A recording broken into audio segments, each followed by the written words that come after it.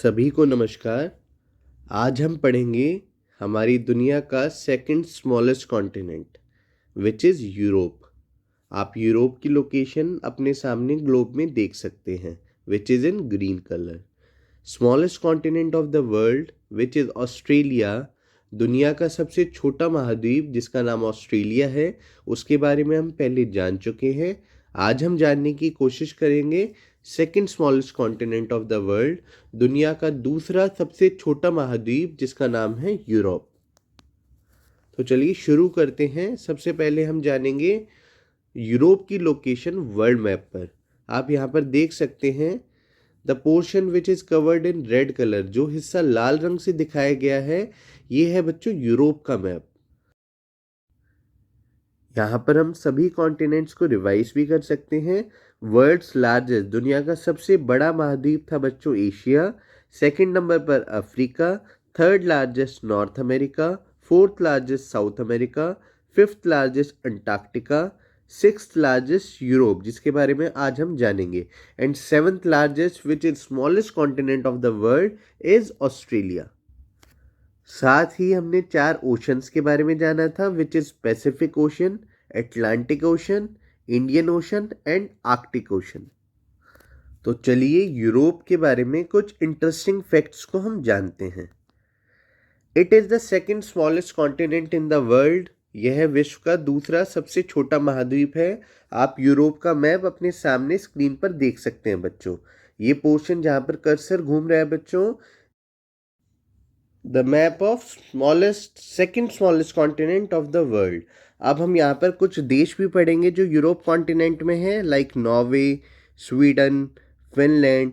ये यहाँ पर आप देख सकते हैं EST लिखा हुआ है, तो EST की फुल फॉर्म है Estonia, Latvia, Lithuania. Poland, Ukraine, Belarus, Germany, France, Spain, Portugal, United kingdom.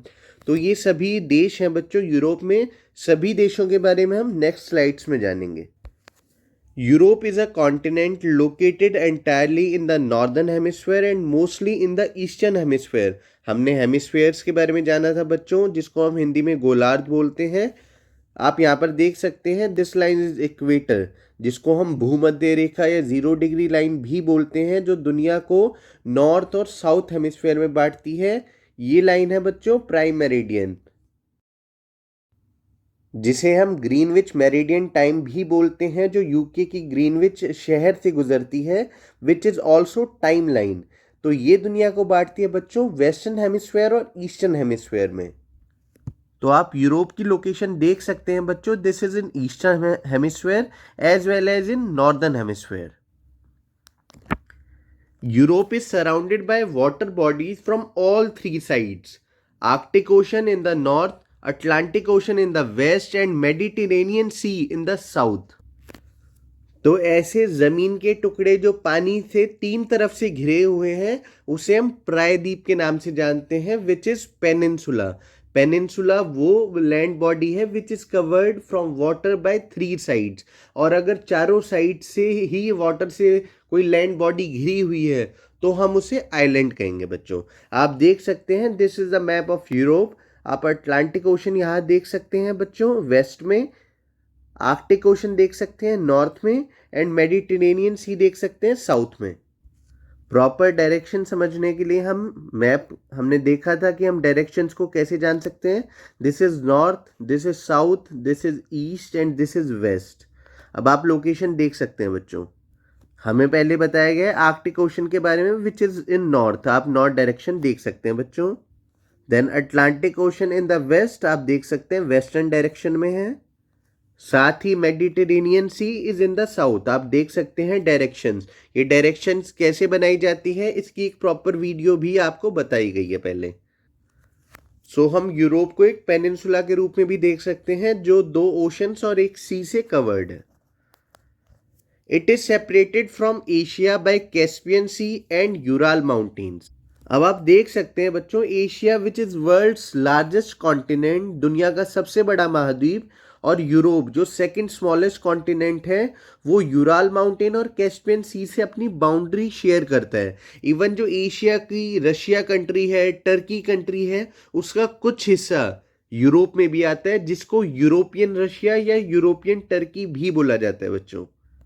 तो ये सोचना ही कितना अमेजिंग है कि कुछ एशिया के लोग कुछ ऐसी जगह रहते हैं कि वो यूरोप कॉन्टिनेंट में जा सकते हैं, यूरोप के कुछ लोग एशियन कॉन्टिनेंट में जा सकते हैं, कॉन्टिनेंट्स को कवर कर सकते हैं। यहाँ देशों की बात नहीं हो रही बच्चों, महाद्वीपों की बात हो रही है। और इसी कारण से यूरोप और एशिया जब मिलते हैं तो इन्हें यूरेशिया नाम से जाना जाता है। तो आपको यूरेशिया जहां भी टर्म दिखे, इसका मतलब है यूरोप और एशिया जुड़ के क्या बनाएंगे, यूरेशिया। अब हम बात करेंगे यूरोप में कंट्रीज कितनी आती है, यूरोप में देश कितने आते हैं। तो यूरोप में यूनाइटेड नेशंस के अकॉर्डिंग 44 कंट्रीज हैं। अब यूनाइटेड नेशंस क्या है, यूनाइटेड नेशंस एक बॉडी है जिसका काम है इंटरनेशनली पीस और सिक्योरिटी बिटवीन डिफरेंट नेशंस के बीच में प्रोवाइड करनी। अब यूनाइटेड नेशंस की जो एस्टेब्लिशमेंट कब हुई थी, वो है 24 अक्टूबर 1945। 1945 में यूनाइटेड नेशंस का निर्माण हुआ। अब इस साल का क्या कारण है, आज तक हमारी दुनिया ने 2 वर्ल्ड वॉर फेस किए हैं। वर्ल्ड वॉर 1 1914 से 1919 तक, वर्ल्ड वॉर 2 1939 से 1945 तक। 2 वर्ल्ड वॉर लड़ने के बाद हमारा ह्यूमन लॉस, सिविलाइजेशन का लॉस, इकोनॉमिक लॉस बहुत ज़्यादा हुआ और दुनिया और लड़ाई नहीं लड़ना चाहती थी किसी भी रीज़न से। उसके बाद एक ऐसी बॉडी की फॉर्मेशन की हमें ज़रूरत थी जो इंटरनेशनली पीस को एस्टेब्लिश कर सके। वो काम दिया गया यूनाइटेड नेशंस को कि आपको दूसरी जो दुनिया में दूसरे देश हैं उनके बीच में पीस एस्टेब्लिश करना है। 1945 में जैसे ही वर्ल्ड वॉर 2 एंड होती है तो यूनाइटेड नेशंस का जो हेडक्वार्टर है which is in New York city, जो हमने नॉर्थ अमेरिकन कॉन्टिनेंट में पढ़ी थी, वो हेडक्वार्टर वहां पर बनाया गया और दुनिया में पीस एस्टेब्लिश करने के स्टेप्स को उठाया गया।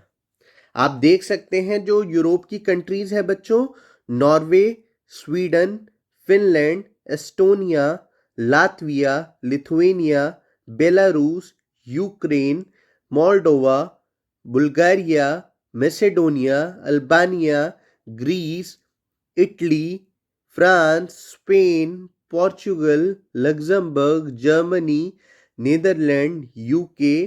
और ये सभी कंट्रीज जो हमने अभी पढ़ी, इसके साथ इनकी कैपिटल भी लिखी हुई। जिस मैप में कंट्रीज विद कैपिटल है उसका लिंक आपको डिस्क्रिप्शन में प्रोवाइड करवा दिया जाएगा। अब आप यहाँ पर देखेंगे ये लिखा हुआ है European Russia. Russia Asian continent में भी आता है और ये यहाँ पर आप देखेंगे यूराल माउंटेन। तो यूराल माउंटेन रशिया, जो मतलब एशिया और यूरोप दोनों पार्ट में आता है, उसको अलग करती है बच्चों। और यहाँ पर आप देखेंगे यूरोपियन टर्की। टर्की भी एशियन कॉन्टिनेंट में आता है लेकिन टर्की का कुछ हिस्सा यूरोपियन कॉन्टिनेंट में भी आता है बच्चों। अब हम पढ़ेंगे लार्जेस्ट कंट्री ऑफ यूरोप के बारे में विच इज यूक्रेन। यूक्रेन की राजधानी कीव है बच्चों, जो आप यहाँ पर देख सकते हैं।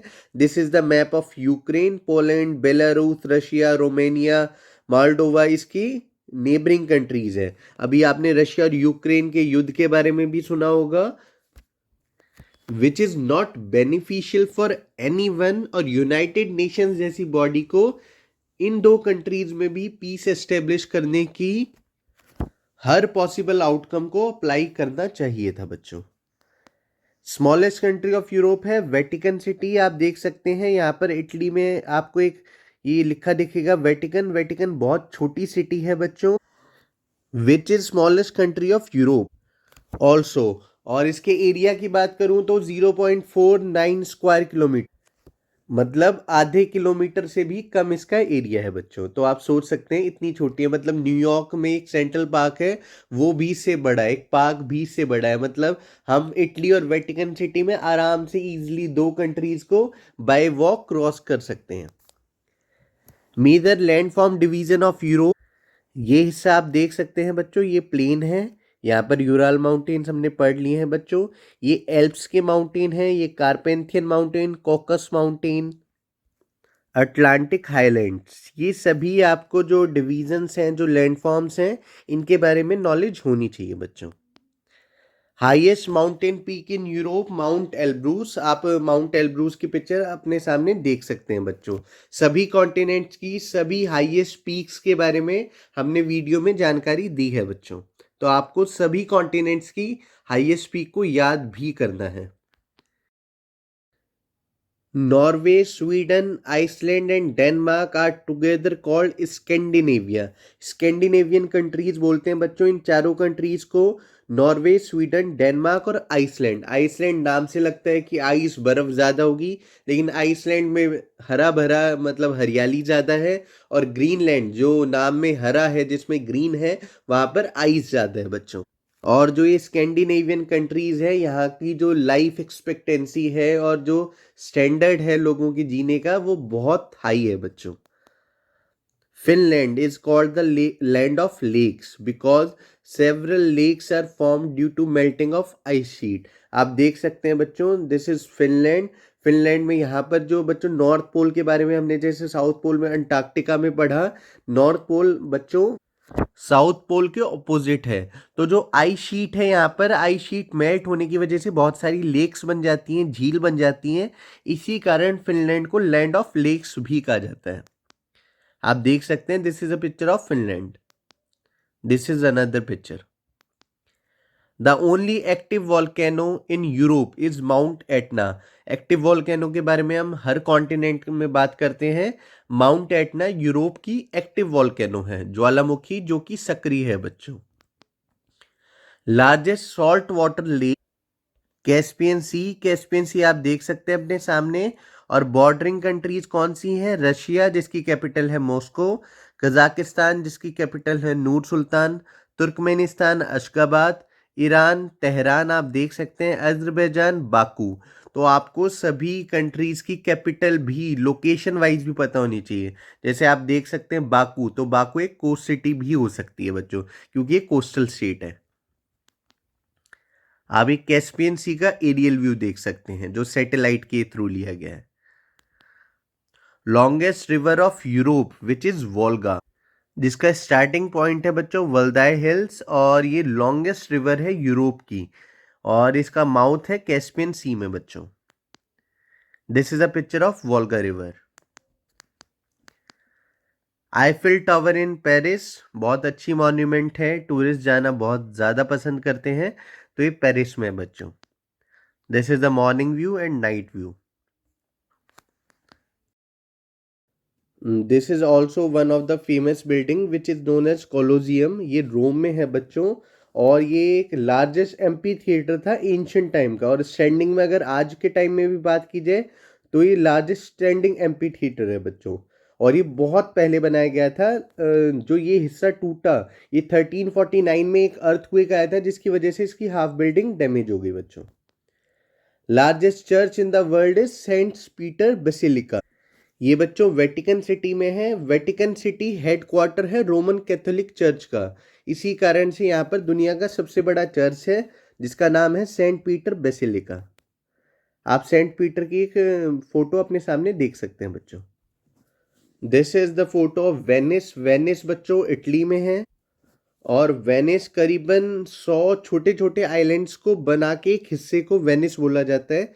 वेनिस में कोई रोड नहीं है, सारा शहर पानी से घिरा हुआ है, क्योंकि आइलैंड्स हैं सारे। तो यहाँ पर रोड्स का कंस्ट्रक्शन नहीं किया गया, बस ये कैनल है। और ये जो ग्रैंड कनाल है, ग्रैंड कनाल पूरे वेनिस को कवर करती है। आप यहाँ पर देख सकते हैं सभी बिल्डिंग्स पानी पर बनी हुई है, यहाँ पर रोड्स नहीं है, सारी चीज़ वाटर ट्रांसपोर्टेशन के थ्रू होती है। वेनिस घूमने की बहुत अच्छी लोकेशन है, और दुनिया में बहुत सारे लोग पूरे साल इस जगह को विजिट करते हैं बच्चों। This is Buckingham palace. Buckingham palace बच्चों लंदन में है। ये एक पैलेस है जो कि लंदन का रॉयल रेजिडेंस भी है, and also the headquarter of United kingdom monarch. जो यहाँ के मोनार्क है, उनका भी ये हेडक्वार्टर है बच्चों। This is also one of the picture of Buckingham palace. So thank you so much for watching the video. आज हमने यूरोपियन कॉन्टिनेंट के बारे में जाना, और साथ ही साथ कॉन्टिनेंट्स की लिस्ट में हमने सातों महाद्वीप के बारे में हम जान चुके हैं बच्चों। अगर किसी भी बच्चे को किसी भी तरीके की कोई प्रॉब्लम है किसी भी कॉन्टिनेंट में, तो he and she can comment it down. धन्यवाद, नमस्कार। लर्निंग को कंटिन्यू रखिए और पढ़ते रहिए। नमस्कार।